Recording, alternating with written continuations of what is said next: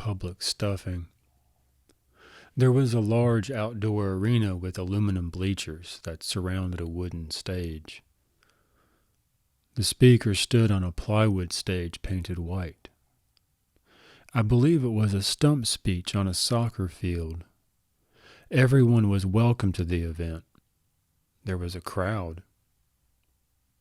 Near the front, near the stage platform, some were lined up in horrible contraptions, caged chairs for women and men.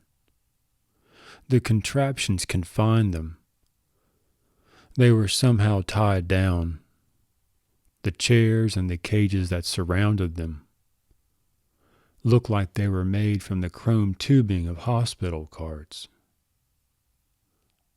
Ropes crisscrossed and tied down their bodies. They wore white cotton gowns on a cool, wet, early spring morning.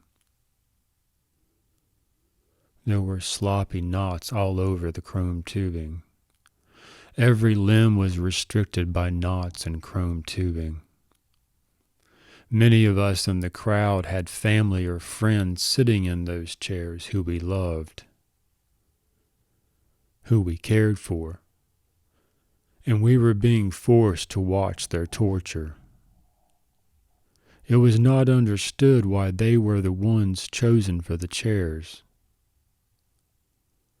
Some of us helped others cope with seeing their loved ones being hurt. We talked to them, held their hands.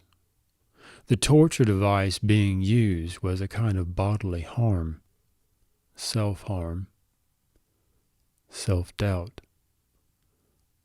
Their hands were tied onto the chrome tubing and then dangled in front of their mouths.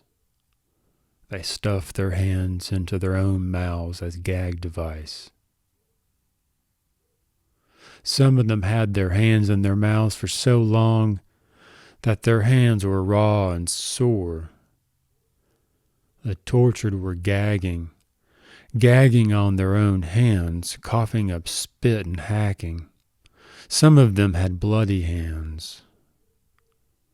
The tortured were disgusted by their sore, bloody hands, and they didn't want to put their hands back in their mouths. And sometimes the loved ones would speak up, and they would get really close to their loved one and say, "You don't have to do that." They would say it real low so the speaker on stage wouldn't hear. The loved ones would come down from the audience and whisper, "Take your hand out. You don't have to. You don't have to do it." They would do it anyway. They couldn't cry for being so helpless. They couldn't stop forcing their rotten hands deep into the backs of their mouths, stuffing their mouths with their hands past the knuckles. Some of them had such bloody hands from repeated stuffings, they wrapped them in white tape, and the 4 fingers were bound in tape, especially around the knuckles, because that is what dragged against their teeth, enough to cause gory bleeding.